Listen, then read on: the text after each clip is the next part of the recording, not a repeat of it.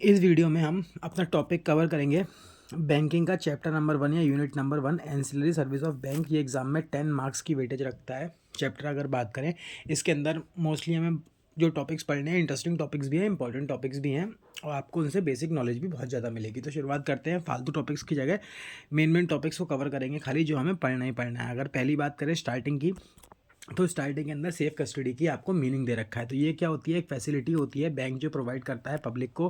ठीक, इसके ऊपर कोई ऑब्लिगेशन नहीं होती बैंक की कस्टमर्स के ऊपर कि हमें ये लेनी है। ठीक, सेफ कस्टडी ऑफ वेरिएबल्स जो है, अगर हम बात करें, ये सर्विस जो है सेकेंडरी फंक्शन होता है बैंक का। इसके बदले बैंक कुछ फीस जो है वो हमसे चार्ज करता है।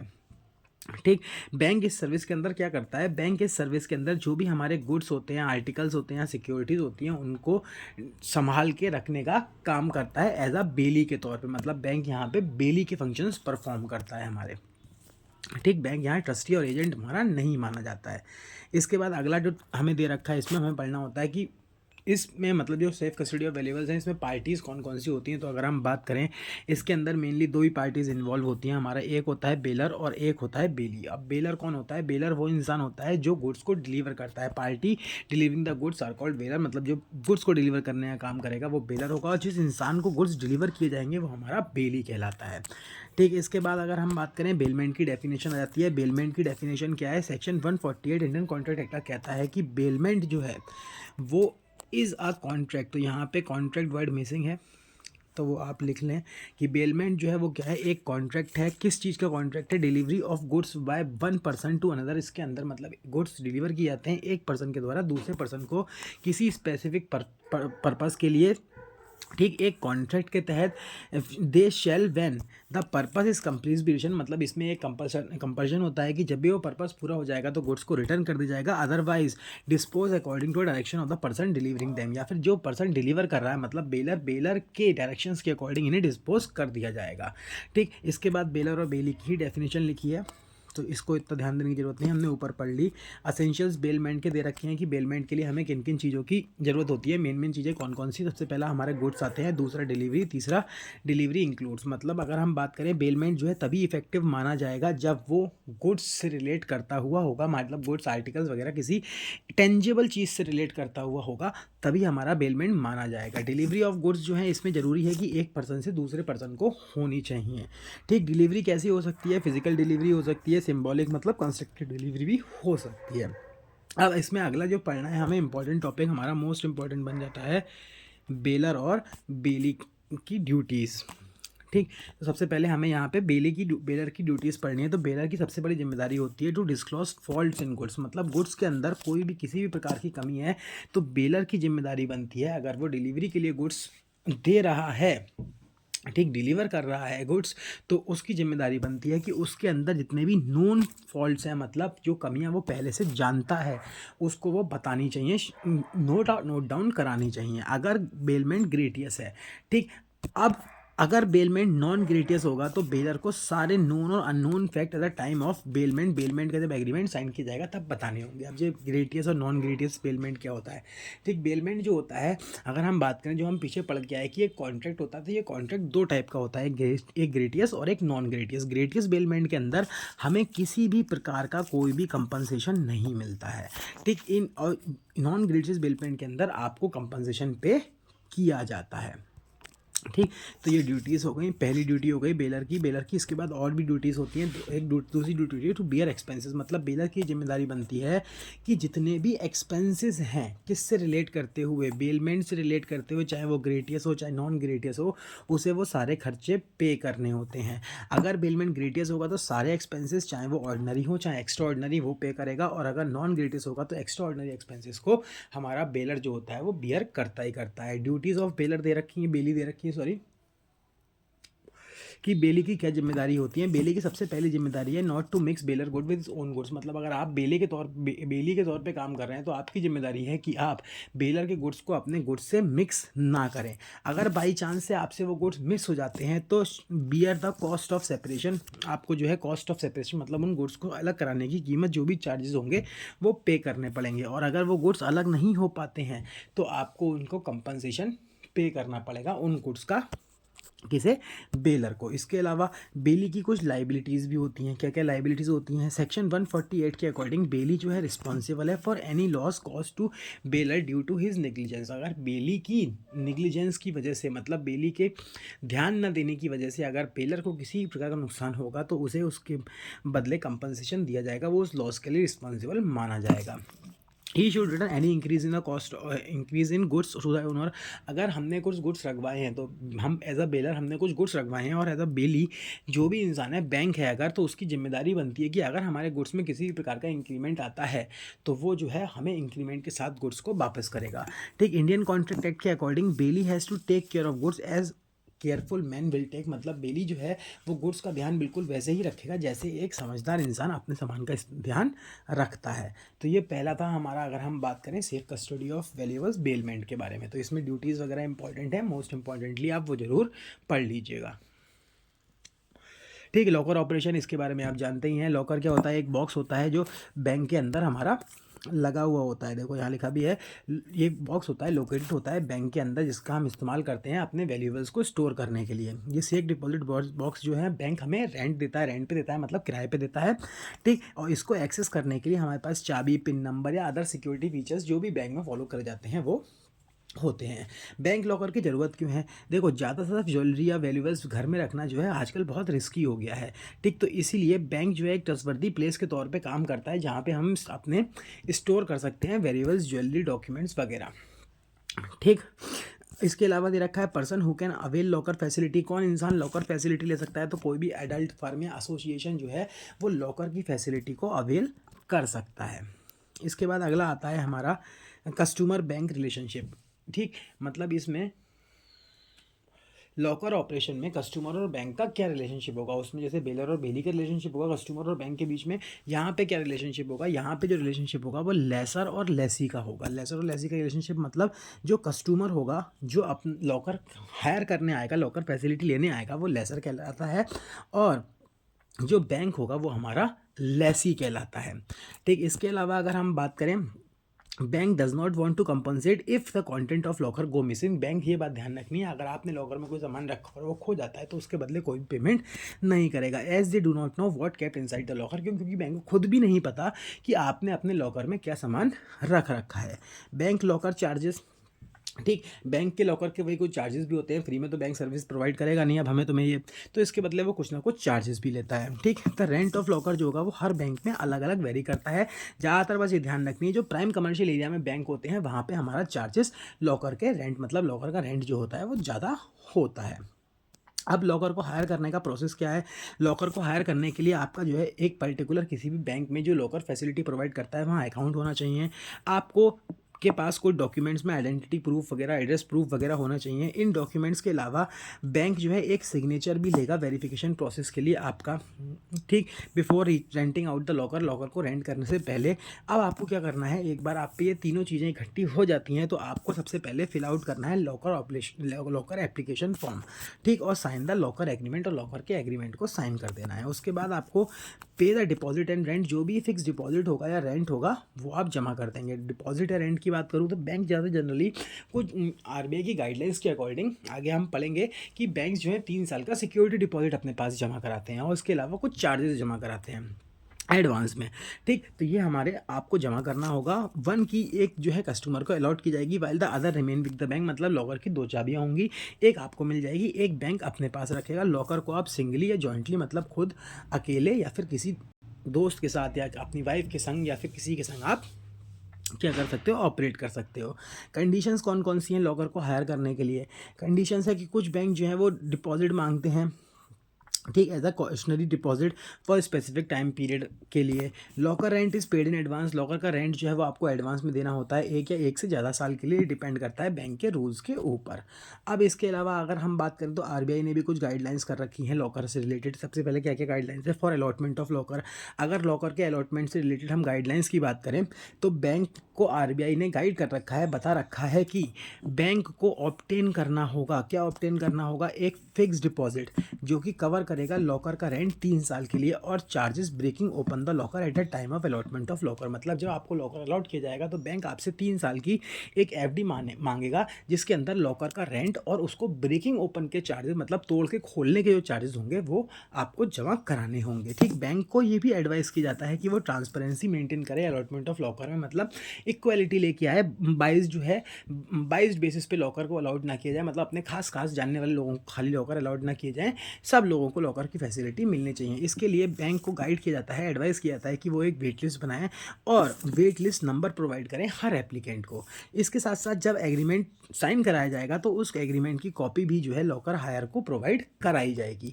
तो ये आरबीआई की गाइडलाइंस हो गई अलॉटमेंट ऑफ लॉकर से रिलेटेड। इसके अलावा आरबीआई की कुछ गाइडलाइंस और है, जैसे कि ड्यू डिलिजेंस, मतलब लॉकर की फैसिलिटी देने से पहले हमें कस्टमर के द्वारा दिए गए फैक्ट्स जो उसने इन्फॉर्मेशन प्रोवाइड करी है उसे रिव्यू कराना होता है, हम कह लें उसको चेक करना होता है। बैंक क्या करेगा, एक कैरी आउट करेगा एक ड्यू डिलिजेंस दोनों ही कस्टमर्स के लिए, अपने पुराने हो चाहे एग्जिस्टिंग हो चाहे हमारे न्यू कस्टमर्स हो, जो कि कौन सी कैटेगरी में आते हैं, मीडियम और हाई रिस्क कैटेगरी में आते हैं। मतलब बैंक अपने कस्टमर्स को लो, मीडियम और हाई रिस्क कैटेगरी में डिवाइड करके चलता है। इसके साथ साथ अगर आरबीआई ये भी कहता है कि अगर लॉकर 1 साल तक more than 3 years for medium risk category and 1 year for high risk category, मतलब अगर लॉकर जो है आप ऑपरेट नहीं करते हो और आप मीडियम और हाई रिस्क की कैटेगरी में आते हो तो बैंक जो है आपको कांटेक्ट करेगा, लॉकर हायर को कांटेक्ट करेगा और एडवाइस करेगा कि या तो लॉकर को ऑपरेट करो या फिर उसे सरेंडर कर दो, मतलब सरेंडर करने का उसे लीव कर दो, खाली कर दो। ठीक, ये एक्सरसाइज तब भी परफॉर्म की जाएगी जब जो लॉकर हायर होगा वो लगातार रेंट पे कर रहा होगा। लॉस ऑफ लॉकर कंटेंट अगर ये खो जाते हैं तो क्या होगा, बैंक किसी भी तरीके से इनका रिस्पॉन्सिबल नहीं होगा। अगर बाई चांस फिर भी थेफ्ट, बलगरी वगैरह कुछ भी ऐसा इवेंट हो जाता है तो कानून के अकॉर्डिंग जो भी एक्शंस होंगे वो लिए जाएंगे। नॉमिनेशन फैसिलिटी भी हमें लॉकर पे मिल जाती है। अगर लॉकर हायर की डेथ हो जाती है किसी बेसिस पे तो जो नॉमिनी होगा उसके पास अधिकार होगा कि वो लॉकर के अंदर रखे हुए सामान को एक्सेस कर सकता है। इसके बाद ऑपरेशन ऑफ बैंक लॉकर की बात करूं, बैंक लॉकर को ऑपरेट करने के लिए हमें क्या क्या करना पड़ता है। आपको सबसे पहले बैंक जाना होगा जिस पीरियड, उस स्पेसिफाइड पीरियड में जब लॉकर ऑपरेशन का समय हो, मतलब आपको लॉकर रूम में विजिट कराया जाए। Lessee will sign the register, उसके बाद वहाँ पे लॉकर रूम में एक रजिस्टर होगा, आपको उस पर साइन करना होगा, नंबर डालना होगा अपना लॉकर नंबर और साइन करने होंगे। फिर एक बैंक ऑफिसर आएगा जो आपके सिग्नेचर को वेरीफाई करेगा बैंक के रिकॉर्ड के साथ। अगर सिग्नेचर टैली हो जाएंगे तो जो ऑफिसर होगा वो आपको कस्टमर को लॉकर रूम के अंदर ले जाएगा। फिर जो ऑफिसर होगा वो अपनी चाबी से लॉकर खोल देगा। एक वंस द लॉकर, जब एक बार लॉकर ओपन हो जाएगा तो ऑफिसर जो है वो कमरा छोड़ देगा, will leave the locker room and the lesser will deposit and withdraw valuables he want, मतलब आप अगर लेसर हो आप तो आप जो भी वैल्यूएबल्स वगैरह चाहते हो वो निकाल या जमा कर सकते हो। ठीक, एक बार जब ट्रांजेक्शन पूरा हो जाएगा तो लॉकर को लॉक कर दिया जाएगा और फिर आप लोग वहाँ से बाहर निकल जाओगे। ठीक, तो ये शुरू के हमारे 2 टॉपिक्स थे। ठीक, इसके अंदर अगर हम बात करें ड्यूटीज़ पढ़ लेना बेलर और बेली की। लॉकर ऑपरेशन के अंदर ज़्यादा तो नहीं है, ठीक, लेकिन लॉकर ऑपरेशन में अगर हम बात करें आरबीआई की गाइडलाइंस बहुत अच्छे से पढ़ लेना। ठीक, लॉकर को हायर करने की, लॉकर के चार्जेस वगैरह क्या होते हैं ये आपको पता होना चाहिए। ठीक, और प्रोसेस पता होना चाहिए। ज़्यादा इसमें यही टॉपिक्स इंपॉर्टेंट हैं मोस्टली देखा जाए। तो इसके बाद हमें रेमिटेंसेस के बारे में पढ़ना है। रेमिटेंसेस मतलब फंड ट्रांसफ़र की फैसिलिटीज़। अगर हम बात करें transfer of money from one person to another, इसके अंदर हम ये पढ़ेंगे। तो इस बहुत सारे तरीके हैं। पहले पेपर बेस्ड मेथड है, इसमें चेक हो गया, डिमांड ड्राफ्ट हो गया, क्रेडिट कार्ड है, डेबिट कार्ड है, नेफ्ट है, आरटीजीएस है, ये अलग अलग बेसिस पे हैं। पेपर बेस्ड टेक्निक मतलब यही दो है, कार्ड बेस्ड टेक्निक ये है और इलेक्ट्रॉनिक बेस्ड टेक्निक हमारी ये कहलाती हैं। इसके अलावा हम बात करें हमारे देश में लार्ज वैल्यू पेमेंट सिस्टम भी चलता है, मतलब बहुत मोटा पेमेंट अगर हमें करना होता है तो उसके लिए भी एक क्लियरिंग सिस्टम होता है हमारा। Inter bank cheque clearing system होता है, ये आरबीआई मैनेज करता है इसे। इसमें मतलब बैंकों का आपस का लेन देन होता है। हाई वैल्यू क्लियरिंग सिस्टम ये भी आरबीआई के द्वारा मेंटेन किया जाता है। Government security exchange clearing system मतलब यहाँ पे क्या होता है, सरकार की, गवर्नमेंट की सिक्योरिटीज़ जो हैं वो एक्सचेंज की जाती हैं। फॉरेन एक्सचेंज क्लियरिंग सिस्टम, यहाँ पे फॉरेन एक्सचेंज जो है वो एक्सचेंज किया जाता है। इसे CCIL मतलब clearing corporation of India limited जो है वो रेगुलेट करता है। इसके अलावा RTGS आता है जो अभी हम पढ़ेंगे ही पढ़ेंगे। तो पहला हमारा RTGS ही हो जाता है जो हमें पढ़ना है। RTGS क्या है? RTGS जो है एक फैसिलिटी है जिसके अंदर हम पैसे ट्रांसफ़र कर सकते हैं एक इंसान से दूसरे इंसान को। ठीक, जो आरबीआई के ट्रांजेक्शन्स होते हैं वो मतलब आरटीजीएस के ट्रांजेक्शन होते हैं वो डायरेक्टली आरबीआई के पास रिकॉर्ड कर दिए जाते हैं। ठीक, इसमें जो है पैसा रियल टाइम में पहुंचता है। ठीक। अब आरटीजीएस करने के लिए क्या बात ध्यान में रखनी है, लिमिट ऑफ फंड ट्रांसफ़र कम से कम आरटीजीएस करने के लिए आपको 2 लाख रुपए चाहिए, मैक्सिमम कोई लिमिट नहीं है। आरटीजीएस करने के लिए मंडे से फ्राइडे के बीच में सुबह 9 से 4:30 बजे तक का समय मिलता है आपको। सैटरडे वाले दिन सुबह 9 से 1:30 बजे तक का ही समय मात्र मिलता है। आरटीजीएस टैरिफ मतलब इसके ऊपर कुछ चार्जेस भी लगते हैं। अगर हम बात करें तो इनवर्ट ट्रांजेक्शन के ऊपर कोई चार्ज नहीं है, मतलब अगर आपको आरटीजीएस के थ्रू कोई इंसान पैसे भेज रहा है, आपको रिसीव हो रहे हैं, तो आपको कोई चार्ज नहीं देना। लेकिन अगर आप 2 लाख से 5 लाख के बीच में भेजोगे तो 30 रुपये पर ट्रांजेक्शन देना होगा, और 5 लाख से ज़्यादा पे आपको 55 रुपये पर ट्रांजेक्शन पे करना होता है। जो रेमिटिंग बैंक होता है, receiver message from Reserve Bank that the money has been credited to the receiving bank, मतलब जो पैसे भेज रहा होता है उसको आरबीआई के थ्रू एक मैसेज मिल जाता है जब पैसे जो बेनिफिशियरी बैंक होता है या रिसीविंग बैंक होता है उसको पहुंच जाते हैं, उसके खाते में डाल दिए जाते हैं। Then remitting bank can inform remitting customer through SMS that money has been credited to there to the receiving bank, मतलब इसके बाद फिर आपको, आप अगर रेमिटर हो मतलब पैसे भेजने वाले हो, तो आपका बैंक जो है आपको इन्फॉर्मेशन दे देगा कि हमने जो है आपके फंड्स जो हैं उस इंसान तक पहुंचा दिए जहां तक आप इसे पहुंचाना चाहते थे। रेमिटिंग कस्टमर को मतलब अगर आप आरटीजीएस का प्रोसेस शुरू करना चाहते हो तो आपको कुछ काम करने पड़ते हैं।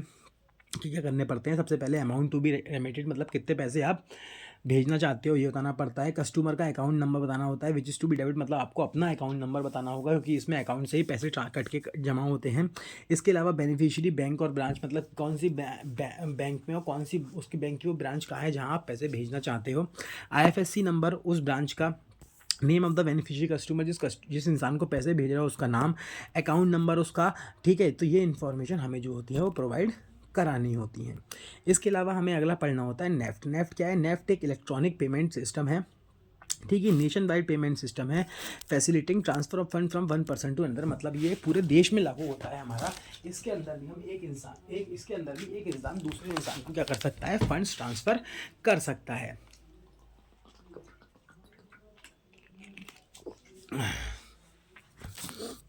Firms and corporate organization can transfer funds electronically from any bank branch to any individual, ठीक। फर्म्स हो गई, कॉर्पोरेट हो गए, ये लोग कोई भी फंड्स ट्रांसफ़र कर सकते हैं इलेक्ट्रॉनिकली किसी भी इंडिविजुअल को, चाहे वो हमारे देश में कहीं पे भी रहता हो, इससे उस पर फ़र्क नहीं पड़ता है। नेफ्ट को परफॉर्म करने के लिए, मतलब नेफ्ट की फैसिलिटी अवेल करने के लिए आपको ऐसे बैंक के पास जाना होगा जो कि, मतलब ऐसी ब्रांच के पास बैंक की जाना होगा जो कि नेफ्ट एनेबल हो, ठीक।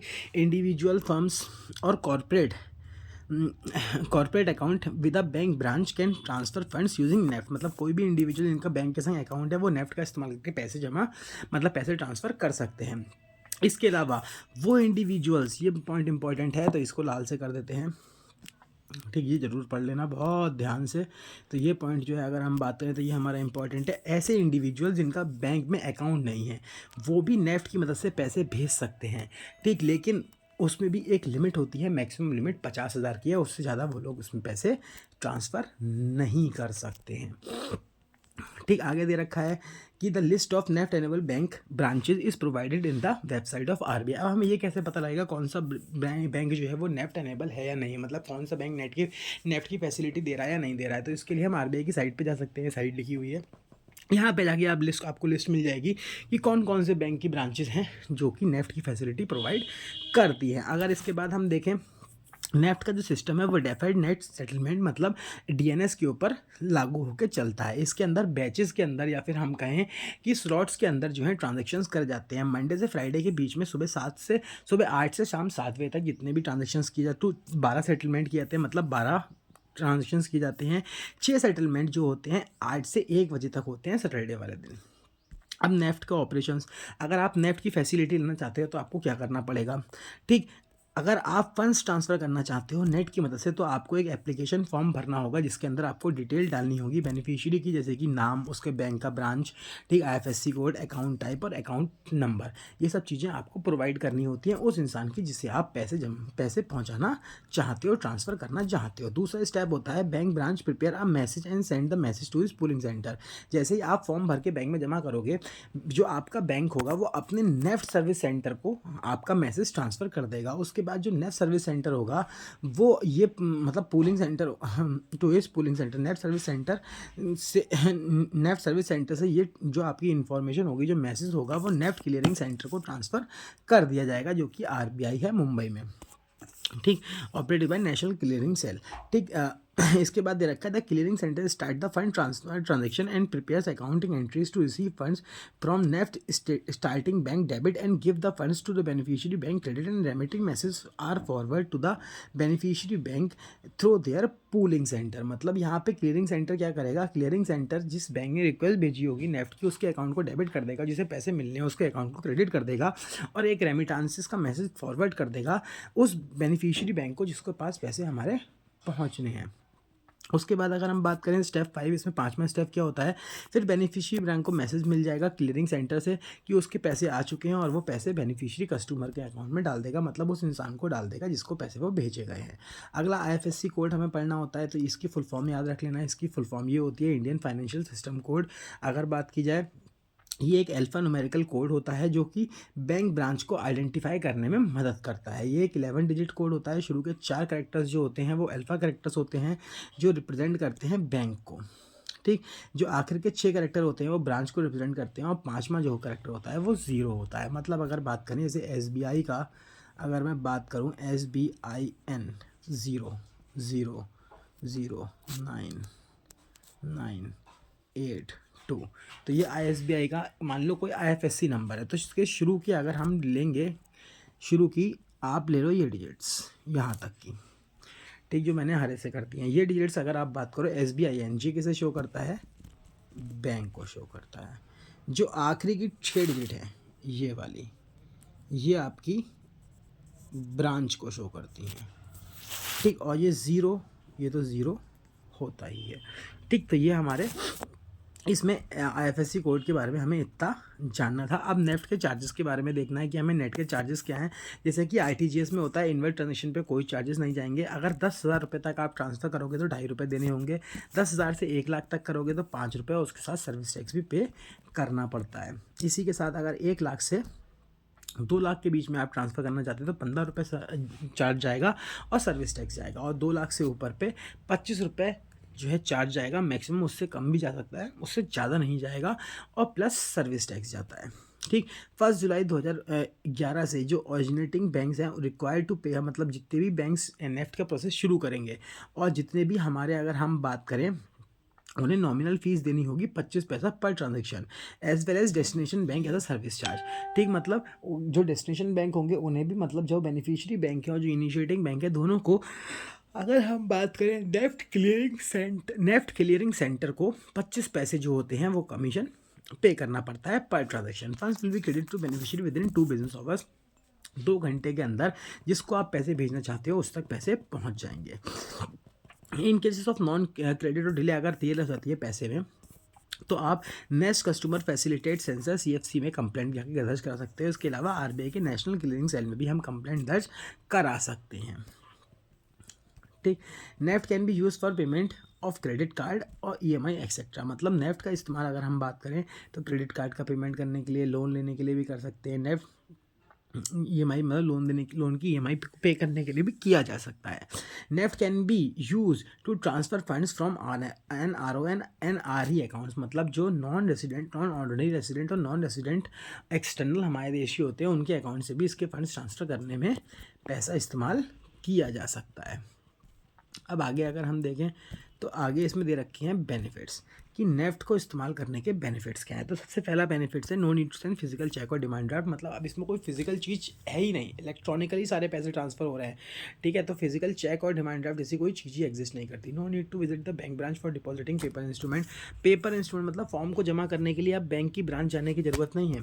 नो रिस्क ऑफ लॉस और theft of physical instrument. Physical instruments जो हमारे होते हैं उनके चोरी हो जाने का या खोने का कोई भी खतरा नहीं है अब यहाँ पे।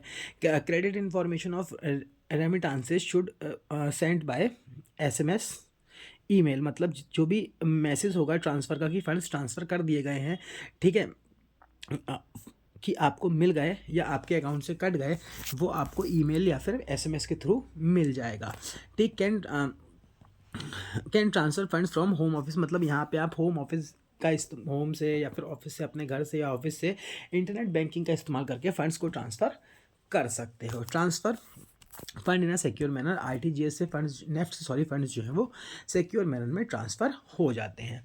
अगला अगर हम टॉपिक करें तो हमारी जो अगला टॉपिक आता है वो आता है डिमांड ड्राफ्ट। डिमांड ड्राफ्ट क्या होता है? ये एक निगोशिएबल इंस्ट्रूमेंट होता है जो कि ऑर्डर देता है एक बैंक ब्रांच को, मतलब ये एक ऑर्डर है by one branch of a bank directing another branch of same bank to pay on demand a certain sum to a specified person. मतलब डिमांड ड्राफ्ट एक ऑर्डर होता है जिसमें एक बैंक की ब्रांच, मतलब जैसे एसबीआई की एक ब्रांच एसबीआई की दूसरी ब्रांच को ऑर्डर दे रही है कि ऑन डिमांड पे एक किसी इंसान को, स्पेसिफाइड पर्सन को सर्टेन सम पे कर दिया जा सके।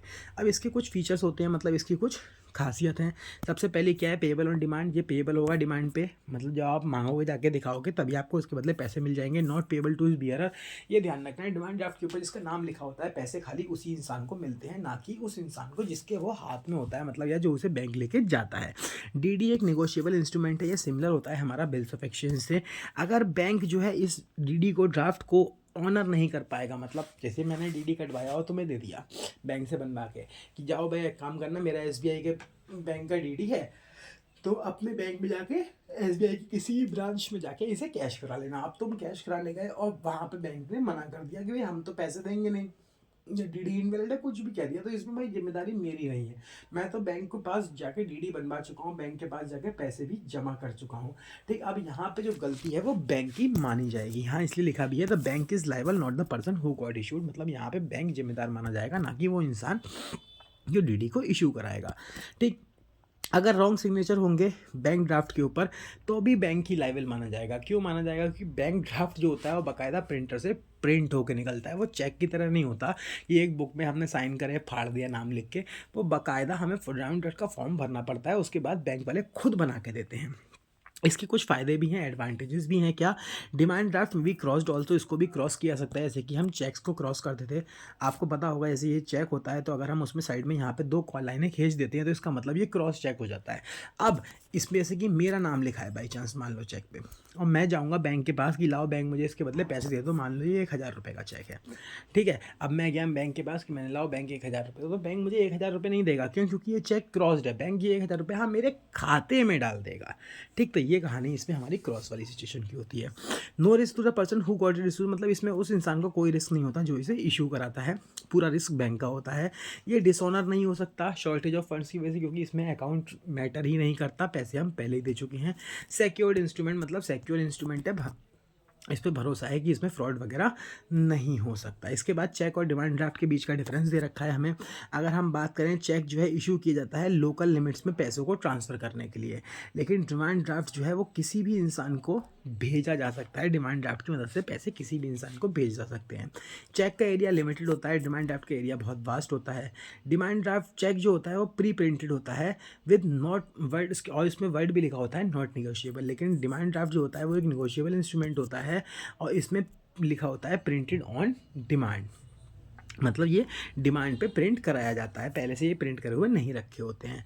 अकाउंट पे क्रॉसिंग, चेक को भी हम क्रॉस कर सकते हैं और डिमांड ड्राफ्ट को भी क्रॉस कर सकते हैं, लेकिन डिमांड ड्राफ्ट का 20,000 या उससे ज़्यादा का होना ज़रूरी है। इसके अलावा cheque can only be clear in the branch of bank where it is issued, मतलब चेक खाली वहीं से क्लियर हो सकता है जहाँ से वो इशू किया गया है, लेकिन डिमांड ड्राफ्ट जो है ऐसा उसमें सीन नहीं होता। हम एक ब्रांच से इशू कराएंगे तो आप दूसरी ब्रांच से जाकर भी उसके पैसे ले सकते हो। ठीक, अगला आता है इसमें हमारा फी बेस्ड सर्विस, मतलब इसके अंदर हमें दो टॉपिक्स पढ़ने हैं, बैंक गारंटी और लेटर ऑफ क्रेडिट। तो फी बेस्ड सर्विसेज मतलब बैंक की वैसे तो मेन इनकम जो है ऑब्वियस सी बात है वो इंटरेस्ट कमाना होता है। ठीक, लेकिन इंटरेस्ट के अलावा भी बैंक और भी इनकम जनरेट करता है, तो वो हमारी नॉन इंटरेस्ट बेस्ड इनकम या नॉन फंड बेस्ड इनकम कहलाती है। तो यहाँ दे रखा है बैंक की इनकम दो तरीके की होती है, एक होती है हमारी इंटरेस्ट इनकम, ठीक है, जिसे हम फंड बेस्ड इनकम भी कहते हैं, और दूसरी होती है non fund based income, non interest income. Not interest income के अंदर क्या आता है? Non funded facilities are those in which immediate payment of money is not involve, मतलब इसमें बैंक जो है तुरंत पेमेंट नहीं करता है, इसमें बैंक जो है खाली सपोर्ट करता है in form of A guarantee और प्रॉमिस और undertaking on behalf of customer in the favour of third party, मतलब कस्टमर के बिहाफ पे इसमें बैंक थर्ड पार्टी को अश्योरेंस प्रोवाइड करता है, चाहे गारंटी लिख के चाहे लेटर ऑफ क्रेडिट प्रोवाइड करके, कैसे ना कैसे करके बैंक एक तरीके से यहाँ पे एश्योरेंस प्रोवाइड करेगा। ठीक, यहाँ दे रखा है if customer fail to fulfil his agreed financial obligation और परफॉर्मेंस ऑब्लिगेशन, मतलब बैंक ने जिस भी चीज़ की गारंटी ली है कस्टमर के बिहाफ पे, अगर कस्टमर वो काम नहीं कर पाता है तो यहाँ पे बैंक जो है वो लाइबल माना जाता है। The time when bank make such payment, जब बैंक पेमेंट करता है ऐसे इन सब कंडीशंस में, तो बैंक जब पेमेंट करेगा तो ये नॉन फंडेड क्रेडिट फैसिलिटी जो होती है वो फंडेड क्रेडिट फैसिलिटी लोन में कन्वर्ट हो जाती है। तो पहला टॉपिक हमारा होता है बैंक गारंटी। इसमें हमें यही पढ़ना है। बैंक गारंटी में 3 पार्टी होती हैं, 3 पर्सन होते हैं। बैंक हो गया, बेनिफिशियरी हो गया और एप्लीकेंट हो गया। एप्लीकेंट जैसे कि मान लो मैं बैंक गारंटी इशू करा रहा हूँ, बैंक मेरा बैंक, और बेनिफिशियरी जिसके लिए बैंक गारंटी इशू कराई जा रही है वो तीसरा इंसान हमारा इसके अंदर आ जाता है। ठीक, अब बीजी का प्रोसेस भी यहाँ दे रखा है कि बीजी का प्रोसेस क्या होता है। While guaranteeing the bank guarantee customer guarantee facility on behalf customer, the bank would assess the financial position of the borrower as well as the reputation of borrower. मतलब बैंक जो है आपको ऐसी सर्विस, बैंक गारंटी की service देने से पहले आपकी फाइनेंशियल पोजीशन के बारे में और अगर हम बात करें आपकी रेपुटेशन के बारे में पूरी इन्फॉर्मेशन निकाल लेगा। ठीक, if a bank the guarantor receive the claim from the beneficiary result in BG invocation, अगर बैंक को जो है गारंटर से क्लेम मिल जाता है तो इसे बीजी इन्वोकेशन कहा जाता है। ठीक है, लेकिन अगर हम फ़ॉरेन में किसी को गारंटी देना चाहते हैं बैंक गारंटी, तो फ़ॉरेन में बैंक गारंटी के लिए तीसरा बैंक भी हमारा, चौथा पार्टी भी यहाँ पे इन्वॉल्व जाती है। इसे हम करस्पॉन्डेंट बैंक कहते हैं। ऐसा तब होता है जब जैसे कि मान लो मेरा बैंक SBI है और मैं किसी फॉरेनर के संग डील कर रहा हूँ, वो उस फॉरेनर को मुझ पर भरोसा नहीं है, मैं कह रहा हूँ बैंक से मेरी गारंटी ले लो। अब SBI मेरी गारंटी तो ले लेगा, लेकिन मैटर तो देश के बाहर का है, वहाँ पे तो बाई चांस मान लो SBI हो ही ना, तो कौन गारंटी लेगा। तो SBI का कोई भी वहाँ पे जो कोई ना कोई बैंक तो होगा, खाली एक SBI ही तो नहीं होगा।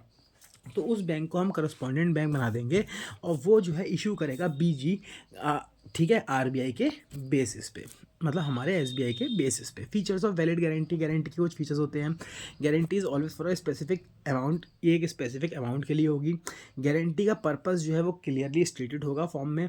Guarantee is valid for a specific definite period, मतलब ये जो होता है एक डेफिनाइट पीरियड के लिए होती है, कन्फर्म पीरियड के लिए होती है, उससे ज़्यादा गारंटी उस पीरियड के लिए नहीं होती। Grace period allowed to enforce guarantee rights also stated in the guarantee.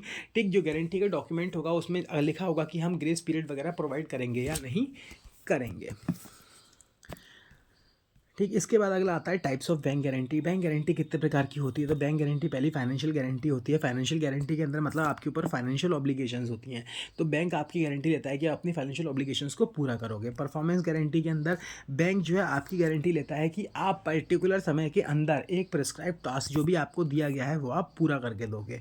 Advance payment guarantee, इस गारंटी के अंदर बैंक जो है इस बात की गारंटी देता है कि जो तुम एडवांस दे के आए हो वो तुम्हें रिटर्न कर दी जाएगा अगर तुम्हारे हिसाब से तुम्हें सर्विस नहीं मिली।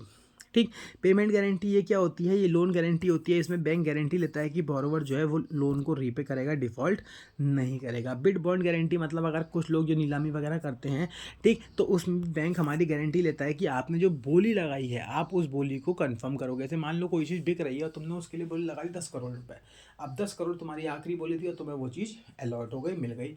अब 10 करोड़ रुपये तुम्हें उसके देने पड़े खरीदने के, तुमने ऑप्शन में उसकी बोली लगा दी है, क्योंकि अब वो 10 करोड़ तुम पे है नहीं है वो बात का मैटर है, लेकिन इसमें एक बैंक को भी हमें गारंटर बनाना पड़ता है। जो बैंक हमारी गारंटी लेगा कि हाँ भाई हम 10 करोड़ रुपए इतने दिन के अंदर ऑक्शन हाउस को पहुंचा देंगे। ऑक्शन हाउस मतलब वो जगह जहाँ पे नीलामी कराई जा रही है, जो नीलामी करवा रहा है, हम उसे फंड्स पहुंचा देंगे। ठीक, बैंक इस बात की गारंटी लेता है। इसके अलावा डेफर्ड पेमेंट गारंटी मतलब अगर हम कोई EMI वगैरह से कोई चीज़ खरीदते हैं तो बैंक इस बात की गारंटी लेता है कि हम EMI जो है टाइम के समय पे पेमेंट करेंगे। बैंक गारंटी की इंपॉर्टेंस, बैंक गारंटी जरूरी क्यों है? बैंक गारंटी जरूरी है, इससे हमारी क्रेडिट वर्दीनेस बढ़ती है। क्रेडिट वर्दीनेस बढ़ने का मतलब जो फाइनेंशियल गारंटी और डेफर्ड पेमेंट गारंटी होती है, इससे किसी भी बिजनेस की क्रेडिट वर्दीनेस बढ़ती है और साथ साथ इंडिविजुअल की भी बढ़ती है। बैंक तुम्हारी फाइनेंशियल भाई गारंटी ले रहा है, या फिर अगर हम बात करें बैंक तुम्हारी डेफर्ड पेमेंट की गारंटी ले रहा है, तो इसका मतलब बैंक को तुम पे भरोसा है कि तुम फाइनेंशियली स्ट्रांग हो भाई, तो तुम्हारी क्रेडिट वर्दीनेस बढ़ रही है। असेसमेंट ऑफ बिजनेस, बैंक जो जब गारंटी लेगा तो आपके सारे बिजनेस को अच्छे से असेस कर लेगा, आपके बिजनेस के बारे में स्टेबिलिटी देख लेगा, क्रेडिट वर्दीनेस देख लेगा, और ये जो है एक बहुत ही इंपॉर्टेंट इंस्ट्रूमेंट माना जाता है। ठीक, कि बैंक ने जो है एक तरीके से पूरा वेरिफिकेशन कर लिया है। कॉन्फिडेंस ऑफ परफॉर्मेंस मतलब यहाँ पे बैंक जो है एक परफॉर्मेंस गारंटी लेता है, हमें पता है, तो इससे हमारे अंदर कॉन्फिडेंस आता है। सामने जिस जिस पार्टी से हम डील कर रहे हैं उस पार्टी को हमारे ऊपर कॉन्फिडेंस आता है जो हमारे साथ डील कर रही है। अगर बैंक ने मेरी गारंटी ले रखी है तो जो इंसान मुझसे डील कर रहा है उसके अंदर कॉन्फिडेंस होगा, हाँ भाई ये बैंक की गारंटी ले रहा है, यानी कि इंसान जेन्युइन होगा, सही से काम करेगा और अच्छा काम करेगा। तो यही चीज़ आप वाइस वर्सा भी ले सकते हो। अगर आप किसी से डील कर रहे हो और बैंक आपकी दूसरी जो पार्टी से आप डील कर रहे हो उसकी गारंटी लेता है तो आप में एक कॉन्फिडेंस क्रिएट होगा कि हाँ भाई बैंक गारंटी ले रहा है।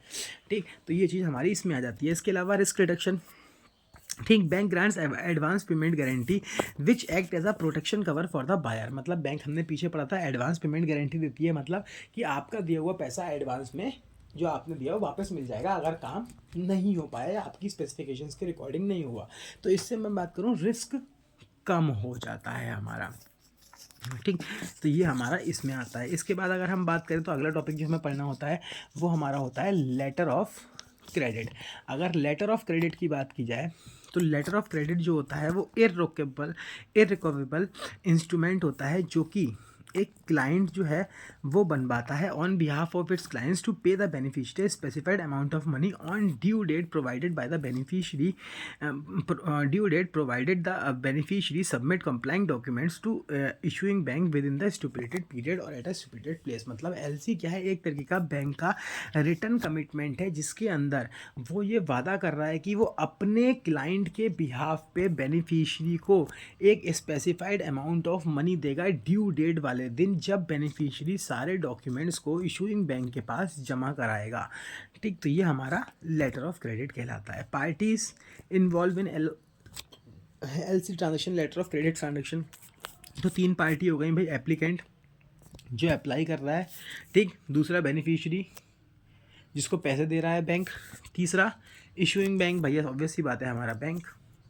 ये हमारे इसमें आ जाते हैं। बेनिफिशियरी की अगर बात करें, बेनिफिशियरी कौन होता है? बेनिफिशियरी जो है normally the seller of goods होता है, इसको पेमेंट रिसीव करना होता है। ठीक, ही follow terms and condition mention in the LC. उसको जो है एलसी के अंदर लिखी गई टर्म्स एंड कंडीशंस को क्या करना पड़ता है, फॉलो करना पड़ता है। In case of transferable LC, अगर हमारा एलसी ट्रांसफरेबल है, मतलब एलसी अगर हम ट्रांसफ़र कर सकते हैं, फॉर एग्जांपल मैंने बैंक से एलसी बनवाया तुम्हारे नाम का, अब तुमने वो लेटर ऑफ क्रेडिट किसी तीसरे इंसान को ट्रांसफ़र कर दिया, तो इस सिचुएशन के अंदर जो तुम होगे वो फर्स्ट बेनिफिशियरी हो जाओगे, जिस इंसान को तुमने ट्रांसफ़र किया होगा वो इंसान हमारा क्या हो जाएगा, सेकंड बेनिफिशियरी हो जाएगा। तो यहाँ दे रखा है अगर थर्ड पार्टी को किसी अंदर पार्टी को ट्रांसफ़र कर दिया जाएगा तो ओरिजिनल बेनिफिशियरी जो होगा जिसके नाम पे वो पहले इशू हुआ होगा फर्स्ट बेनिफिशियरी होगा, और जिस इंसान को वो ट्रांसफ़र कर दिया जाएगा वो हमारा सेकंड बेनिफिशियरी माना जाएगा। फिर इसके अंदर एक एडवाइजिंग बैंक होता है। एडवाइजिंग बैंक का जो है खाली लेटर ऑफ क्रेडिट पे नाम होता है, ये बेनिफिशियरी को एडवाइस प्रोवाइड करता है लेटर ऑफ क्रेडिट से related. Role of advising bank is limited as it advise the beneficiary. यहाँ पे जो रोल होता है एडवाइजिंग बैंक का वो बहुत ही कम माना जाता है। इसके बाद paying bank, paying bank is the bank nominated in the letter of credit at makes payment to the beneficiary. ये वो बैंक होगा जो पेमेंट करेगा किसे, बेनिफिशियरी को, after determining the documents confirm and upon receipt of funds from issuing bank और अ confirming bank. मतलब यहाँ क्या दे रखा है, यहाँ साफ साफ लिखा है कि लेटर ऑफ क्रेडिट जो है पेइंग बैंक वो बैंक होगा जो लेटर ऑफ क्रेडिट का पेमेंट करेगा बेनिफिशियरी को। कन्फर्मिंग बैंक वो बैंक होगा जिसके अंडर में ट्रांजैक्शन फ्रॉम इशूइंग बैंक जो है टेक प्लेस लेगा। Substitute its creditworthiness for that of issuing bank. ठीक, ये मतलब इशूइंग बैंक के बिहाफ पे अगर हम बात करें अपनी क्रेडिट वर्जिनेस को सब्स्टिट्यूट करता है। लेटर ऑफ क्रेडिट का यहाँ पूरा प्रोसेस लिखा है, ये प्रोसेस भी आपसे पूछा जा सकता है तो इसको याद कर लेना। जैसे कि मान लो हम बायर हैं, ठीक है, मतलब हम एप्लीकेंट हैं, हमने बैंक के पास गए, हमने एप्लीकेशन फॉर्म भरा एलसी का, लेटर ऑफ क्रेडिट का, फिर वो लेटर ऑफ क्रेडिट का फॉर्म इशूइंग बैंक जो है हमारा बैंक जो है एडवाइजिंग बैंक को दे देगा। एडवाइजिंग बैंक जो है ये लेटर ऑफ क्रेडिट जो है वो सेलर को दे देगा। फिर सेलर क्या करेगा, जैसे ही सेलर को ये पैसे मिलेंगे, सेलर को ही लेटर मिलेगा, सेलर गुड्स जो है मेरे को भेज देगा, मतलब बायर को भेज देगा। उसके बाद गुड्स को भेजते ही उनके डॉक्यूमेंट्स जो हैं वो हमारे एडवाइजिंग बैंक के पास वो जमा कर देगा। एडवाइजिंग बैंक इशूइंग बैंक से पैसे ले लेगा और सेलर को पेमेंट कर देगा। इसके बाद जो बायर होगा वो आएगा इशूइंग बैंक के पास, उसे डॉक्यूमेंट लेगा और उसे पेमेंट कर देगा। तो ये हमारा इसमें आ जाता है। ठीक, ये हमारा पूरा इसका प्रोसेस होता है। ठीक है, यहाँ पे लिखा भी है, बस आप खाली ऐसे नॉर्मली इसे याद कर सकते हो। देखना चाहो तो देख लेना। ठीक, ये इसका पूरा प्रोसेस हमारा लिखा हुआ है, नोट्स में भी आपके पास लिखा हुआ होगा। ठीक, सेटलमेंट ऑफ एलसी। एलसी का सेटलमेंट कैसे होता है? अगर एट साइट हो रहा है, मतलब डॉक्यूमेंट्स को देखते ही हो रहा है, बेनिफिशियरी को तुरंत पैसे मिल जा रहे हैं, before the expiration of the period of letter of credit, मतलब जितने दिन की लेटर ऑफ क्रेडिट इशू कराया गया उससे पहले अगर मिल जाता है तो वो साइड पेमेंट कहलाता है। डेफर्ड पेमेंट मतलब अगर फ्यूचर किसी डेट पर मिलेगा और डॉक्यूमेंट्स आप आज जमा करा देते हो तो वो हमारा डेफर्ड पेमेंट कहलाता है। इसी तरीके से एक्सेप्टेंस, अगर जो है एक टाइम ड्राफ्ट ड्रॉन किया था है बैंकिंग इंस्टीट्यूशन के द्वारा, ठीक, which promise to honour at a future specific date, यहाँ पे भी फ्यूचर स्पेसिफिक डेट में आपको पेमेंट मिलेगा। निगोशिएशन, इस मेथड के अंदर जो पेइंग बैंक होता है, मतलब जो निगोशिएटिंग बैंक होता है, वो बेनिफिशियरी को पेमेंट कर देता है when the submitted beneficiary submit document, जब बेनिफिशियरी को डॉक्यूमेंट्स मिलते हैं। पेइंग बैंक्स पे beneficiary at the discount amount, जो पेइंग बैंक होगा वो बेनिफिशियरी को डिस्काउंट अमाउंट पे देगा, मतलब जैसे कि मान लो 1,000 रुपये देने हैं तो 900 रुपये ही देगा, 100 रुपये वो खुद रख लेगा। ठीक, देन द प्रेजेंट, और पूरे पैसे लेगा किससे? इशूइंग बैंक से। 10 रुपये की 100 रुपये की इनकम हुई, वो किसकी इनकम? बैंक की इनकम हो जाती है। तो ये हो गया हमारा। इसके बाद इसके फ़ायदे दे रखे हैं, इसके नुकसान भी हैं। इसके फ़ायदे क्या हैं? एश्योर्ड ऑफ पेमेंट, मतलब पैसे मिलने का पक्का है, जैसे ही आप डॉक्यूमेंट्स जमा करेंगे वैसे ही आपको तुरंत आपका पेमेंट रिसीव हो जाएगा। Credit risk transfer from applicants to issuing bank, यहाँ पे जो मतलब लेटर ऑफ क्रेडिट इशू करा रहा है, जो उसके लिए अप्लाई कर रहा है, उसका सारा रिस्क बैंक के ऊपर ट्रांसफर हो जाता है। मिनिमाइज कलेक्शन टाइम, इसमें कलेक्शन टाइम बहुत कम, मतलब एजेंट्स नहीं हायर करने हैं अब हमें, उन्हें समय नहीं लगेगा बार बार जाके पैसे कलेक्ट करने के लिए। ठीक, ऑब्वियस सी बात है, जो बायर होगा वो उसको जो है, अगर उसे डॉक्यूमेंट्स चाहिए इंपोर्ट एक्सपोर्ट्स के, जो उसने गुड्स वगैरह मंगाए हैं, गुड्स तो उसके पास आ गया, अब अगर उसे क्या चाहिए? डॉक्यूमेंट्स चाहिए, तो उसे क्या करना पड़ेगा? ऑब्वियस सी बात है, इशूइंग बैंक को पेमेंट करना पड़ेगा। ठीक, फॉरेन एक्सचेंज का रिस्क जो होता है वो इसमें एलिमिनेट हो जाता है, क्योंकि लेटर जो होता है वो उसी करेंसी में इशू होता है जिस कंट्री में बेनिफिशियरी रहता है, मतलब बेनिफिशियरी की होम करेंसी में ही इशू किया जाता है। इसके अंदर रिस्क क्या क्या है? अगर हम रिस्क की बात करें तो ये कॉस्टलियर मेथड ऑफ पेमेंट होता है। ठीक, document submit by do not comply with the terms mention LC, मतलब जो डॉक्यूमेंट्स जो बेनिफिशियरी सबमिट करेगा, हो सकता है वो लेटर ऑफ क्रेडिट के अकॉर्डिंग ना हो, ये भी हो सकता है कि आपको जो गुड्स शिप्स करे गए हों वो आपके मेंशन के अकॉर्डिंग ना हो, जैसा आपने लेटर ऑफ क्रेडिट में मेंशन किया था उसके अकॉर्डिंग ना हो। ठीक, तो ये आता है हमारा एलसी, लेटर ऑफ क्रेडिट हो गया। ठीक, लेटर ऑफ क्रेडिट के बाद अगर हम बात करें, जो आपको हमें अगला टॉपिक पढ़ना होता है, इसमें पढ़ना होता है selling third party product. Third party products के बारे में हमें पढ़ना होता है। इसके अंदर हम इंश्योरेंस और म्यूचुअल फंड्स के बारे में पढ़ेंगे। छोटे छोटे टॉपिक हैं, फटाफट से कवर कर लेते हैं। ठीक, ये क्या होता है? थर्ड पार्टी प्रोडक्ट, बैंक ने आजकल जो है अदर कंपनीज़ के प्रोडक्ट्स को भी बेचना शुरू कर दिया है, जैसे कि इंश्योरेंस, म्यूचुअल फंड्स वगैरह, यही सारे हमारे थर्ड पार्टी प्रोडक्ट्स कहलाते हैं। These are emerging as new source of revenue from bank, अगर ये बैंक के लिए आजकल नया इमर्जिंग सोर्स है किस चीज़ का? रेवेन्यू का या इनकम का। बैंक जो है इसके बदले कुछ फीस चार्ज करता है इन प्रोडक्ट को बेचने के बदले। अब इन प्रोडक्ट को बेचने से बैंक को क्या फ़ायदा? ठीक, बैंक प्रॉफिटेबिलिटी इंक्रीज, बैंक का प्रॉफिट बढ़ेगा। Diversification of the source of income, bank की सोर्स ऑफ इनकम डाइवर्सिफाई हो गई। पहले बैंक खाली इंटरेस्ट इनकम के ऊपर डिपेंडेंट था, ठीक, अब जो है वो और भी इनकम्स के ऊपर डिपेंडेंट है। लेस रिस्की क्यों है? क्योंकि बैंक का इसमें कोई रिस्क ही नहीं है, बैंक अपना कोई प्रोडक्ट बेच ही नहीं रहा है। ठीक, बैंक दूसरी कंपनी का प्रोडक्ट बेच रहा है, यहाँ पे बैंक की कोई इन्वेस्टमेंट ही नहीं है। ठीक, do not require additional capital, obvious सी बात है, कोई कैपिटल ही रिक्वायर्ड नहीं है, किसी दूसरी कंपनी का प्रोडक्ट बेच रहे हो तुम और कुछ कर ही नहीं रहे हो, अपना थोड़ी नहीं बना के बेच रहे हो। डिसएडवांटेजेस का नुकसान क्या है? रेपुटेशनल रिस्क होता है, जैसे कि बहुत सारे बैंक म्यूचुअल फंड्स वगैरह बेचते हैं, अगर हम बात करें और बाई चांस से मार्केट क्रैश हो जाए, उस म्यूचुअल फंड को नुकसान हो जाए, आपका पैसा डूब जाए, तो उस बैंक की रेपुटेशन, गुडविल ख़राब हो जाएगी। Lack of knowledge and clarity of product, bank वालों को खुद म्यूचुअल फंड्स वगैरह या फिर इन सब के प्रोडक्ट के बारे में डिटेल्ड नॉलेज नहीं होती, क्योंकि ये इनका काम ही नहीं होता है। अगर हम बात करें, इसमें फ्रॉड्स वगैरह भी बहुत देखने को मिल जाते हैं हमें। जो कोर बैंकिंग प्रोडक्ट होते हैं वो पीछे रह जाते हैं, मतलब बैंक की मेन सर्विसेज जो हैं बैंक वाले उनके ऊपर ध्यान ही नहीं देते। ठीक, क्योंकि इनसे ज़्यादा इनकम जनरेट हो रही होती है इन प्रोडक्ट को बेचने से।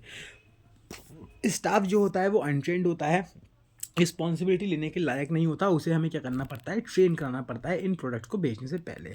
अब म्यूचुअल फंड्स, सबसे पहले म्यूचुअल फंड्स के बारे में पढ़ना है। म्यूचुअल फंड्स क्या होता है? म्यूचुअल फंड एक इन्वेस्टमेंट स्कीम्स होती है जिसके अंदर हम पैसा इकट्ठा करते हैं ग्रुप ऑफ इन्वेस्टर से। मतलब म्यूचुअल फंड्स जो होती है एक तरीके की एक म्यूचुअल फंड कंपनी होती है। ये कंपनी क्या करती है, ये देश की बड़ी बड़ी कंपनीज में पैसा लगाती है। जैसे कि मैं 2-3 म्यूचुअल फंड्स आपको बताता हूँ।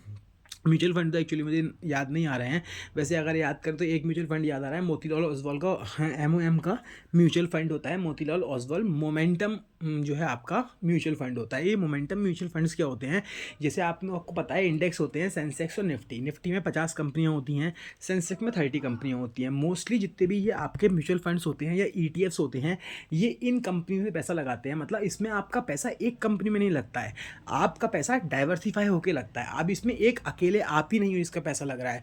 म्यूचुअल फंड्स में क्या करती है, म्यूचुअल फंड कंपनी जो होती है वो एक ग्रुप हायर करती है। मतलब ऐसे लोगों को हायर करती है जिन्हें स्टॉक मार्केट की बहुत ज़्यादा इन्फॉर्मेशन होती है, जिन्हें पता होता है कि कौन सी कंपनी में पैसा लगाना चाहिए, कौन सी में नहीं लगाना चाहिए। वो लोग रिसर्च वगैरह करते हैं, डाटा निकालते हैं किस कंपनी में पैसा लगाने की ज़रूरत है, किस कंपनी में पैसा लगाने की ज़रूरत नहीं है। फिर लोगों से इकट्ठा करते हैं और उस पैसे को इकट्ठा करके वो क्या करते हैं, बहुत सारी कंपनी में अलग अलग डाइवर्सिफाई करके लगा देते हैं। ठीक, तो यही म्यूचुअल फंड्स होता है। इसमें हम इनडायरेक्टली शेयर्स खरीदते हैं, एक तरीके से आप ये कह सकते हो। ठीक, तो आगे देखा जाए अब म्यूचुअल फंड्स बेचने पे बैंक को फ़ायदा क्या होता है। तो म्यूचुअल फंड्स बेचने पे अगर हम बात करें, बैंक को कमीशन मिलता है। तो कौन कितने टाइप का कमीशन मिलता है, तो बहुत टाइप का कमीशन होता है। अप फ्रंट कमीशन होता है। ये क्या होता है, ये commission which is receive by the agent in first year. जो फर्स्ट ईयर में म्यूचुअल फंड कंपनी से एजेंट को मिलता है वो अप फ्रंट कमीशन कहलाता है। ये 0.40 से लेके 1% तक का होता है। ट्रायल कमीशन ये जो है म्यूचुअल फंड कंपनी देती है एजेंट को आफ्टर फर्स्ट ईयर, मतलब पहले साल के बाद। इसकी जो परसेंटेज होती है वो 0.05 से लेके 0.40 तक होती है। ठीक, इसके अलावा बात करें और भी तरीके ये हमारे कमीशन होते हैं 2 तरीके के। ठीक, इसके बाद अगला जो हमें पढ़ना है वो हमें इंश्योरेंस पढ़ना है। इंश्योरेंस क्या होता है, इंश्योरेंस एक टाइप ऑफ प्रोटेक्शन होती है जो कि हमें फाइनेंशियल लॉस से बचाती है। ठीक, इन एक्सचेंज ऑफ फी, और इसके बदले हमें कुछ फीस वगैरह मतलब प्रीमियम वगैरह पे करना पड़ता है। ठीक, a party agree to compensate another party in the event of certain loss, damage और इंजरी। इसके अंदर आप जिस कंपनी का इंश्योरेंस लेते हो, जैसे कि आपने फायर इंश्योरेंस लिया, अब बाई चांस तुम्हारी दुकान में आग लग गई, तुमने बिजनेस का फायर इंश्योरेंस करा रखा है अपनी दुकान का, तो आग लग गई तो आपको इंश्योरेंस कंपनी से क्लेम मिल जाएगा। तो ये हमारी होती है, ये एक तरीके से रिस्क मैनेजमेंट टेक्निक होती है जो कि हम भविष्य में होने वाली अनसर्टेनिटीज से खुद को बचाने के लिए कराते हैं। अब इंश्योरेंस कितने टाइप का होता है आप सबको पता है।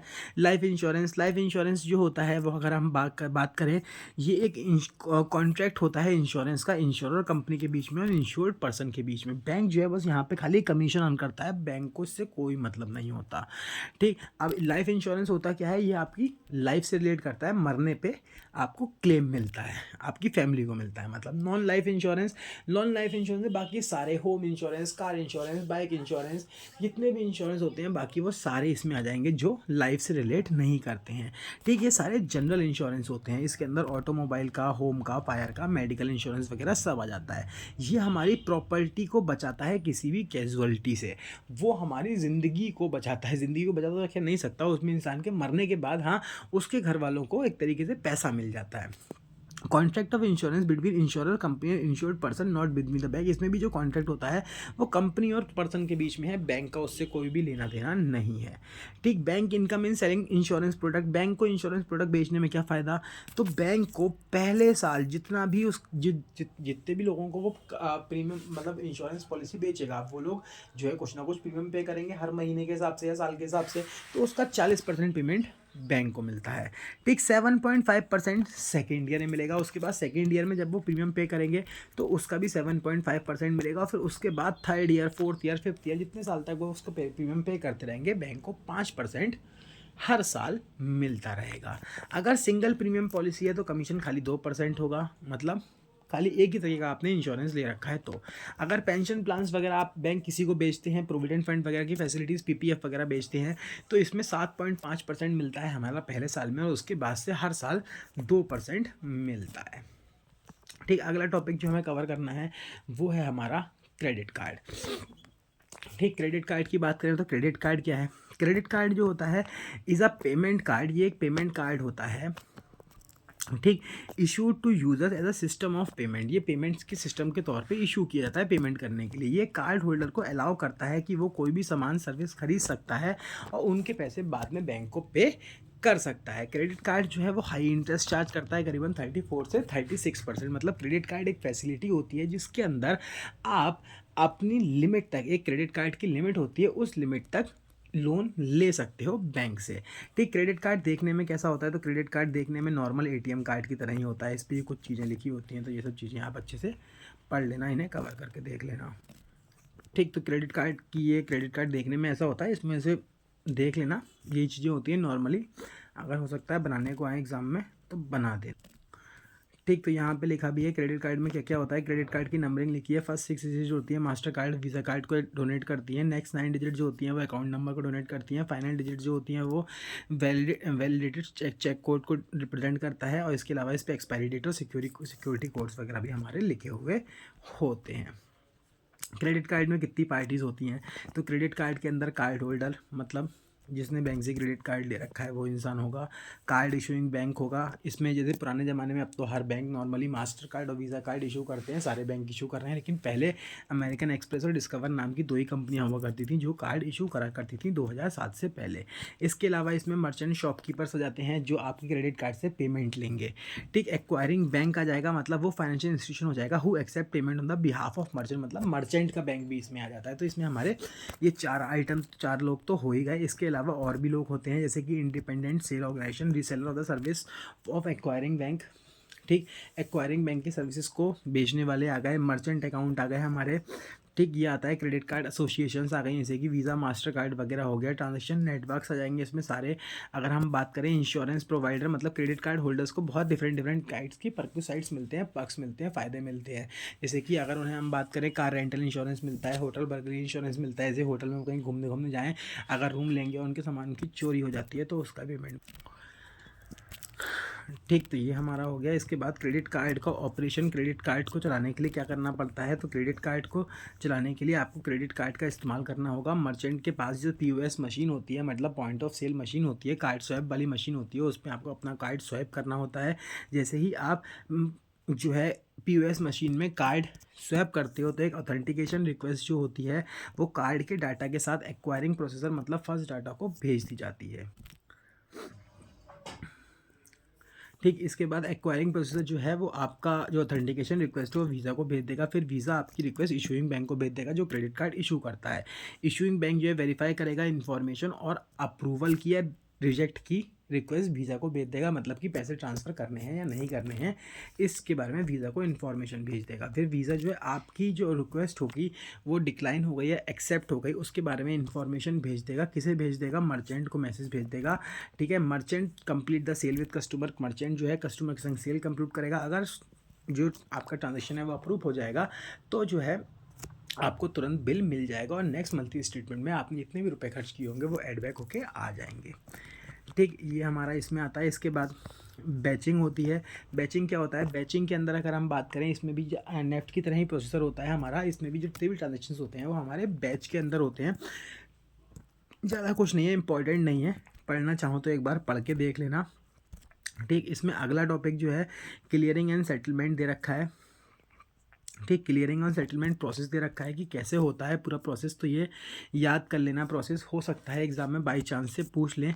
First data submit request to Visa, इसमें पहले जो है फर्स्ट डाटा, मतलब हमने पढ़ा था ना, जैसे ही कार्ड आप स्वैप करोगे इन्फॉर्मेशन जो है पीओएस मशीन से कहाँ चली जाएगी, फर्स्ट सर्वर के पास चली जाएगी, हमारे उसके पास चली जाती है, फर्स्ट डाटा के पास चली जाती है, हमारे प्रोसेसर के पास चली जाती है, फिर वीज़ा के पास जाएगी। वीज़ा जो है वो इशूइंग बैंक को भेजता है। इशूइंग बैंक जो है फंड्स भेज देगा वीज़ा को। वीज़ा वो फंड्स जो है फिर फर्स्ट डाटा को भेज देगा। फर्स्ट डाटा वो फंड्स जो है आप किसे भेज देगा, मर्चेंट को भेज देगा। मतलब अगर हम बात करें फर्स्ट डाटा आपके सेलर को वो फंड्स भेज देगा। फंडिंग की अगर हम बात करें तो यहाँ पे फंडिंग का मतलब हो गया charges paid by the bank to acquiring bank, मतलब इसमें जो है charges paid by merchant, merchant को भी कुछ चार्जेस पे करने होते हैं। 3 तरीके की फीस होती है, डिस्काउंट रेट, क्वालिफाइड रेट जिसे भी कहते हैं, मिड क्वालिफाइड रेट और नॉन क्वालिफाइड रेट्स होते हैं। ठीक। तो इसके बाद आता है चार्जबैक। चार्जबैक क्या होता है, चार्जबैक इवेंट होता है in which money in merchant accounts is held due to a dispute relating to a transaction. मतलब चार्जबैक एक ऐसा तरीका होता है, तो हमने तो मान लो मैं दुकान पे गया मोबाइल खरीदने, मैंने क्रेडिट कार्ड से पेमेंट किया, अब पेमेंट भी हो गया, लेकिन बाई चांस से भविष्य में कोई दिक्कत आई, एक दो घंटे बाद मैं फ़ोन लेके घर आ गया, ठीक, एक दो मिनट बाद, एक दो घंटे बाद दिक्कत आई और जो पेमेंट किया गया था वो पेमेंट बैंक ने ब्लॉक कर दिया मर्चेंट के अकाउंट में। तो इस सिचुएशन को अगर हम बात करें तो चार्ज बैक कहा जाता है। It is initiated by card. इसे जो है कार्ड होल्डर ही इनिशिएट करता है, ठीक। फिर यहाँ पे आगे दे रखा है आपको कि क्रेडिट कार्ड के ऊपर इंटरेस्ट कैसे निकलता है। तो क्रेडिट कार्ड पे इंटरेस्ट निकालने के लिए आपका ये वाला फॉर्मूला जो होता है ये अप्लाई किया जाता है। इस फॉर्मूले को चाहो तो रट लेना, आपके पास नोट्स में भी ये फॉर्मूला लिखा हुआ होगा, ठीक। इसके बाद आगे बढ़ते हैं। बेनिफिट्स क्रेडिट कार्ड यूज़ करने के कोई फ़ायदे हैं। सबसे बड़ा फ़ायदा कन्वीनियंस, मतलब आसानी है, तुम्हें जब पैसे चाहो तो मिल जाएंगे। क्विकली लोन मिल जाएगा, शॉर्ट टर्म लोन।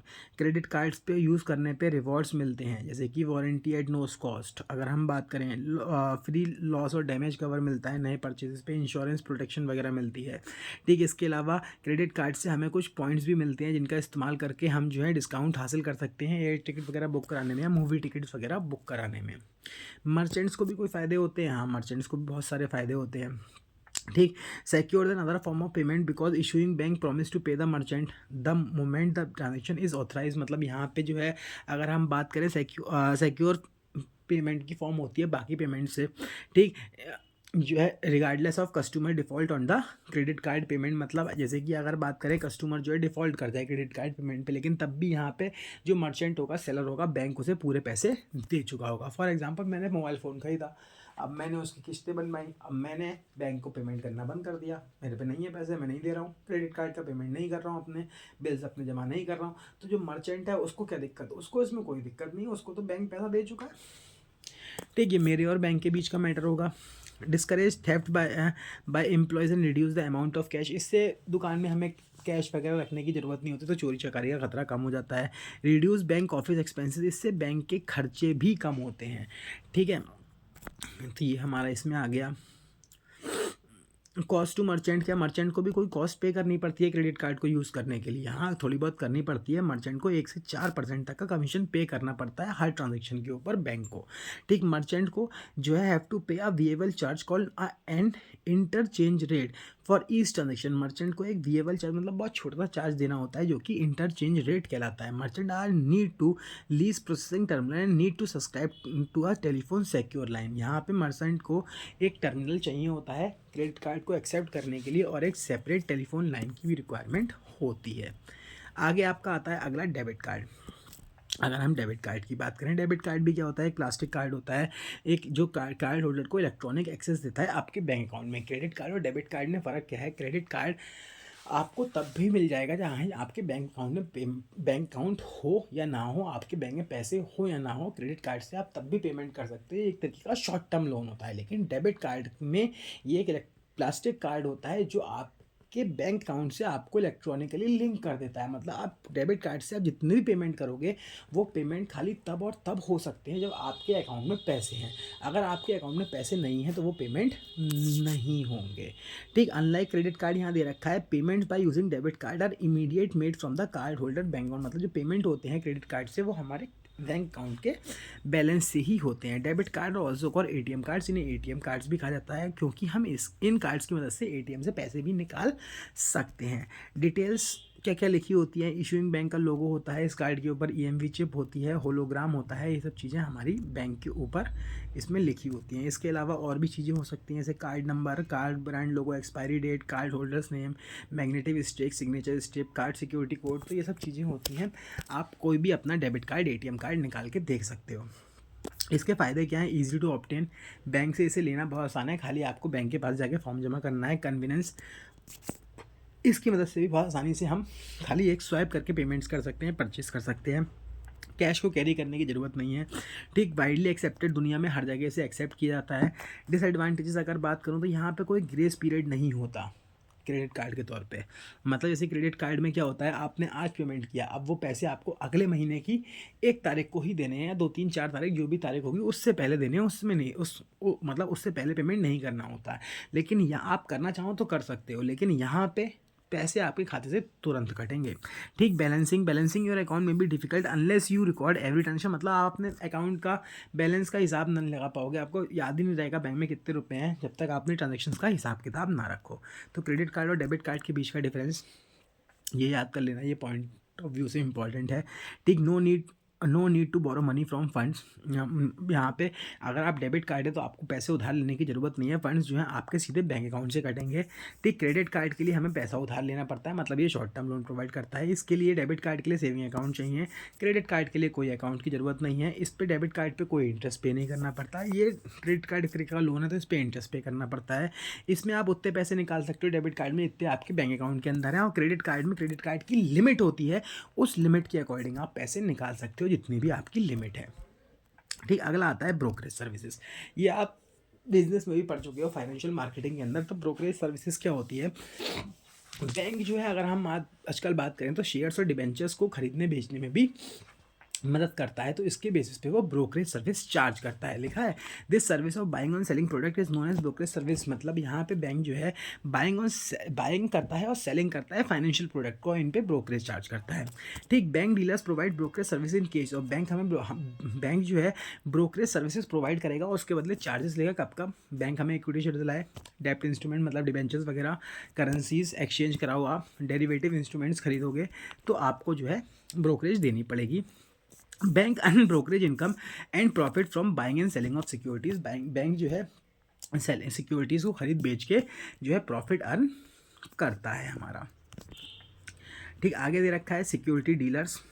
ठीक, ये कौन होते हैं? Security dealers they maintain an inventory and buy and sell from that inventory. Security dealers वो डीलर्स होते हैं जो स्टॉक्स का स्टॉक मतलब शेयर्स का स्टॉक अपने पास रखते हैं, उनमें से ही खरीदते और बेचते हैं। एक डीलर जो है offer to buy at bid price, मतलब कस्टमर के द्वारा बताए गए बिड प्राइस पे डीलर जो है उसे शेयर से डिवेंचर्स को परचेज करने के लिए, बाय करने के लिए ऑफर करता है, और जो आस्क प्राइस होता है कस्टमर से पूछ के ही उसके प्राइस के अकॉर्डिंग बेचता है। ठीक, size of bid depend upon, bid का जो साइज है वो डिपेंड करता है वॉल्यूम ऑफ ट्रेडिंग के ऊपर और इनहेरेंट प्राइस रिस्क के ऊपर। ठीक, इसके बाद हम आते हैं security broker. Broker are agent who carry out transaction for buyers and sellers. Broker वो एजेंट्स होते हैं जो बायर और सेलर के बिहाफ पे ट्रांजेक्शन करते हैं। ठीक, they charge commission for their services, इसके लिए ये लोग कमीशन चार्ज करते हैं। ठीक है, टाइप्स ऑफ ऑर्डर, कितने के ऑर्डर्स होते हैं बाइंग और सेलिंग में? अगर आप सिक्योरिटी को बेच रहे हो तो सिक्योरिटी को बेचते समय 3 ऑप्शन आते हैं। क्या क्या 3 ऑप्शन आते हैं वो दिखा देता हूँ।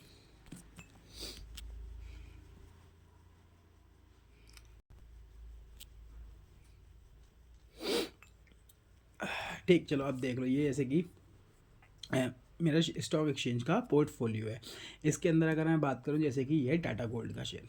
ठीक, तो अगर मैं इसे खरीदना चाहता हूं तो ये खरीदने का भी ऑप्शन आ रहा है। देखो यहाँ लिमिट मार्केट लिख के आ रहा है।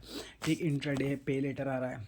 ठीक, इसी तरीके से अगर मैं इसको बेचूंगा तो बेचते समय में लिमिट और मार्केट आएगा। लिमिट का मतलब हो गया कि मैं लिमिट में चूज़ कर सकता हूँ, बिल्ड लगा रहा हूँ मैं यहाँ पे कितने का ख़रीदना है, कितने का बेचना है, ये मतलब बेचना मैं चाह रहा हूँ तो ये हो गया। मार्केट मतलब जो मार्केट का रेट होगा, देखो उस रेट पे बिकेगा 8.39।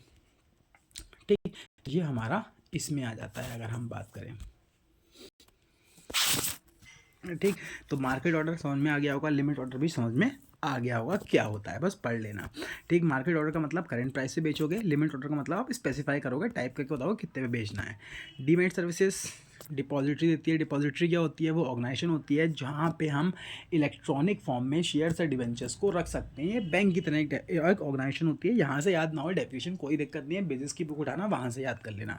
नीड फॉर डिपॉजिटरी, डिपॉजिटरी की ज़रूरत क्यों है? डिपॉजिटरी की ज़रूरत हमें इसलिए है क्योंकि डिपॉजिटरी होने से पहले शेयर्स और डिवेंचर्स को खरीदने बेचने में बहुत समस्याएं आया करती थी, क्योंकि सर्टिफिकेट फिजिकल फॉर्म में हुआ करते थे, तो ठीक कभी वो डिलीवरी नहीं होते थे, खो जाते थे रास्ते में, फेक सर्टिफिकेट मिल जाते थे, loss of certificate in transit मतलब रास्ते में खो गए। ठीक, उसके अलावा देखिए म्यूटेशन ऑफ सर्टिफिकेट, मतलब कॉपी कर लिया गया, उन्हें उनकी कॉपी बना दी गई। डिले इन ट्रांसफ़र में बहुत डिले हो रहा है। लॉन्ग सेटलमेंट साइकिल, तुमने बेच तो आज दिए, पैसे पता नहीं कब मिल रहे हैं। Miss match of signature match नहीं हुए, transaction cancel. Delay in refunds या रिमिशन ऑफ डिविडेंड, ठीक, डिविडेंड वगैरह मिलने में देर हो रही है। तो ये सब समस्याएं आया करती थी। अब अगर हम बात करें तो आगे आता है डिपॉजिटरी के टाइप्स। तो आपको पता ही है इंडिया के अंदर दो तरह की डिपॉजिटरीज़ हैं जो कि हमें पढ़नी है। प्रेजेंटली हमारे देश में दो तरह की डिपॉजिटरीज़ हैं। पहली है हमारी NSDL और दूसरी है CDSL। अगर हम बात करें जो NSDL है, ये रजिस्टर्ड है सेबी के पास। ये ऑन 7 जून 1996 को रजिस्टर हो गई थी। ये इंडिया की पहली मतलब डिपॉजिटरी है जो कि ट्रेडिंग में और सेटलमेंट ऑफ सिक्योरिटी में मदद करती है डीमेट फॉर्म में। ठीक, इसको प्रमोट करने के लिए IDBI बैंक, UTI बैंक और NSE कोई बैंक नहीं है, नेशनल स्टॉक एक्सचेंज है, ये इसे प्रमोट करते हैं। ऐसे ही सेंट्रल डिपॉजिटरी लिमिटेड फरवरी 1999 में खोली गई थी BSE के द्वारा, बॉम्बे स्टॉक एक्सचेंज के द्वारा, इन एसोसिएशन विद, और इसमें कुछ बैंक भी शामिल हैं, BOB, bank of Baroda, bank of India, SBI, HDFC, ये सारे बैंक्स इसके अंदर शामिल हैं। कंपोनेंट्स और डिपॉजिटरी में कौन कौन होता है? डिपॉजिटरी के अंदर सबसे पहला DP होता है। DP वो एजेंट होता है डिपॉजिटरी का जो वर्क करता है as an intermediary between depositor and investor, मतलब ये डिपॉजिटर और इन्वेस्टर के बीच का लिंक होता है, जो DP एजेंट होता है हमारा। ठीक, DP जो है रजिस्टर को खुद को रजिस्टर कराना पड़ता है सेबी के पास जाके। DP जो है रिस्पॉन्सिबल होता है maintaining and operating investors account, मतलब जो आपका डीमेट अकाउंट है उसको मेंटेन करने के लिए, ऑपरेट करने के लिए ये जिम्मेदार माना जाता है आपकी इंस्ट्रक्शंस के अकॉर्डिंग। ठीक ठीक, he also connected to the broker, ये इसके साथ साथ ये ब्रोकर से भी कनेक्टेड होता है। Who trades on the behalf of investor, जो कि हमारे बिहाफ पे ट्रेड करता है। मतलब हम तो अपने ट्रेडर से कहते हैं ना कि ये शेयर खरीद दो, ये बेच दो, खरीद बेच के तो वो हमें देता है, वही हमारे डीमेट अकाउंट में ट्रांसफर कराता है इस DP की मदद से। ठीक, DP की सर्विस अवेल करने के लिए आपको डीमेट अकाउंट की जरूरत होती है। As per SEBI regulation, SEBI की रेगुलेशंस के according financial institution, bank, custodian, stock broker, ये लोग DP बन सकते हैं, डिपॉजिटरी के एजेंट बन सकते हैं। इसके बाद अगला आता है स्टॉक ब्रोकर्स। ये कौन होते हैं? तो ग्रो ऐप वगैरह आपके जो हैं वो स्टॉक ब्रोकर हैं, या एंजल वन जो मैं यूज़ करता हूँ, ये मैंने आज आपको दिखाया, ये एक स्टॉक ब्रोकर होता है। क्लियरिंग कॉर्पोरेशन, ये क्या होती है? ये वो क्लियरिंग कॉर्पोरेशन होती है जो आपकी मदद करती है सेटलमेंट ऑफ ट्रांजेक्शन्स की ऑन स्टॉक एक्सचेंज, मतलब जो आप सेल परचेज कर रहे हो सिक्योरिटीज़ की, उनको सेटल करने में ये मदद करती है। तो ये ज़्यादा इंपॉर्टेंट नहीं है। क्लियरिंग मेंबर्स ये कौन होते हैं? इसमें bank brokerage firms, bank, other financial institutions रहते हैं। Banking system, bank maintain current account for participant and execute funds transaction relating to security, मतलब बैंक जो है करंट अकाउंट बनाता है पार्टिसिपेंट का और एग्जीक्यूट करता है फंड्स ट्रांजेक्शन सिक्योरिटी से रिलेट करता हुआ। डिपॉजिटरी सिस्टम सर्विसेज, डिपॉजिटरी हमें कौन कौन सी सर्विस प्रोवाइड करती है? तो हम बात करें, डिपॉजिटरी हमारा डीमेट अकाउंट खोलती है, ये शेयर्स को मतलब हमारे डीमेटलाइज करती है। डीमेटलाइजेशन क्या होता है? एक प्रोसेस होता है जिसके अंदर फिजिकल सर्टिफिकेट्स को इलेक्ट्रॉनिक सर्टिफिकेट्स में, मतलब इलेक्ट्रॉनिक फॉर्म में कन्वर्ट किया जाता है। डीमेटलाइजेशन, इसके अंदर जो इलेक्ट्रॉनिक सर्टिफिकेट्स हैं शेयर्स के, वो फिजिकल सर्टिफिकेट के अंदर कन्वर्ट किए जाते हैं, ये आप लोग पहले से ही जानते हो।